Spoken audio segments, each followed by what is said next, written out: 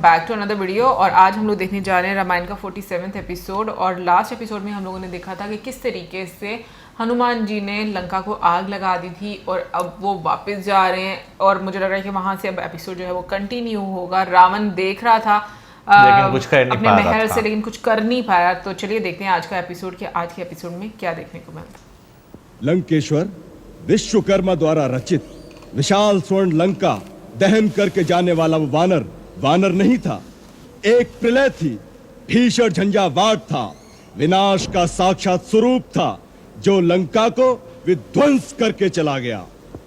यह स्पष्ट संकेत है कि शत्रु प्रबल है, हमें सावधान हो जाना चाहिए। लंकेश कभी असावधान नहीं रहता। असावधानी केवल इतनी हो गई कि उस मायावी मरकट को हमने जीवित छोड़ दिया।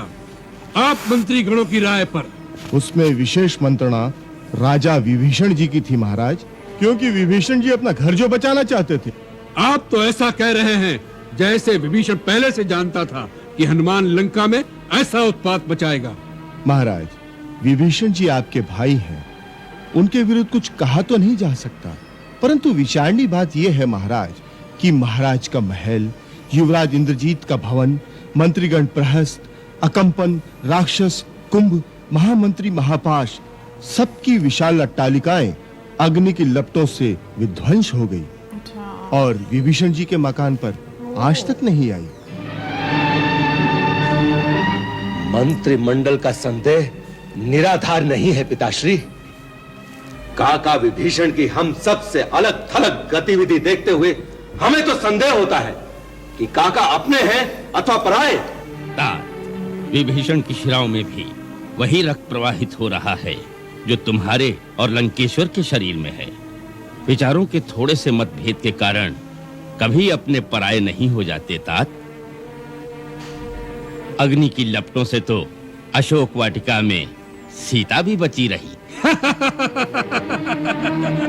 सीता को वह वानर रावण के लिए छोड़ गया। वह वानर तो क्या, साक्षात अग्नि देवता भी ऐसा साहस नहीं कर सकता जो रावण के हृदय में स्थान पा चुका हो उसका कोई अनिष्ट कर सके। साक्षात अग्निदेव भी इससे अधिक और क्या विनाश कर सकते थे महाराज।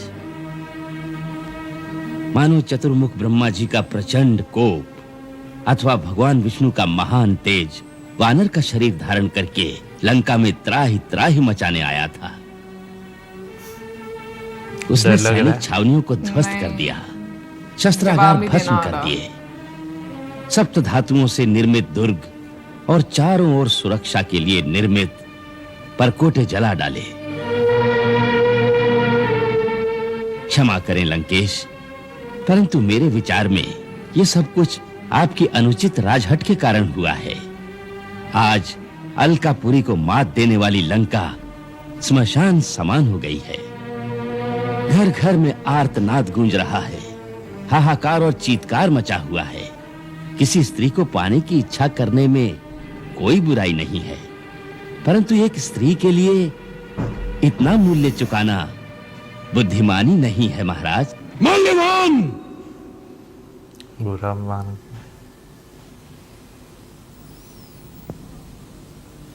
आप हमारे नाना हैं, हम आपका आदर करते हैं। इसका यह अर्थ नहीं कि आप राज्यसभा के अनुशासन और शिष्टाचार का उल्लंघन करें। क्षमा राजन, भविष्य में इसका ध्यान रहे। जो आज्ञा लंकेश।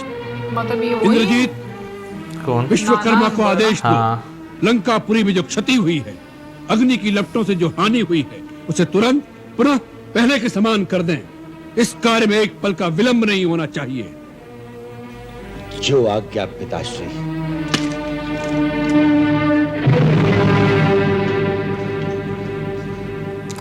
जब बुद्धि पे पर्दा पड़ जाए फिर ऐसे ही होता है। आप जितनी मर्जी अकलमंद हो हैं। माता, हनुमान जी, माँ, तुम कुशल तो हो ना वत्स? जब से मैंने सुना कि रावण ने तुम्हारी पूंछ जलाने की आज्ञा दी है, मैं बहुत चिंता में थी। मैं अग्नि देवता से तुम्हारी रक्षा के लिए प्रार्थना करती रही।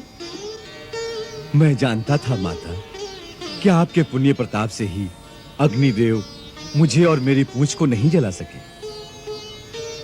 मां, मैंने रघुनाथ जी के प्रभाव और आपके आशीर्वाद से लंका के सैन्य बल को बहुत क्षति पहुंचाई है। लंका दुर्ग की मजबूत दीवार और नगर के महान फाटक को भी जला दिया है,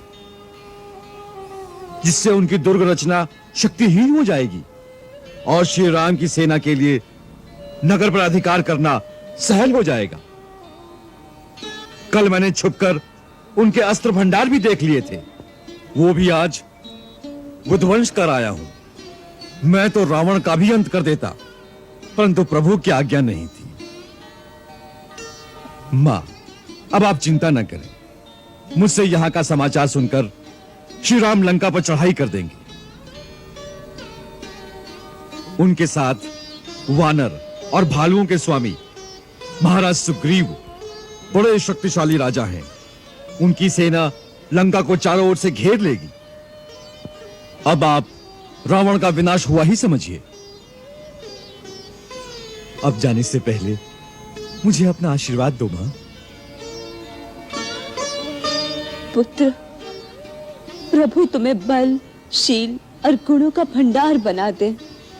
तुम अजर हो, अमर हो जाओ और सदा श्री रघुनाथ के लाडले रहो।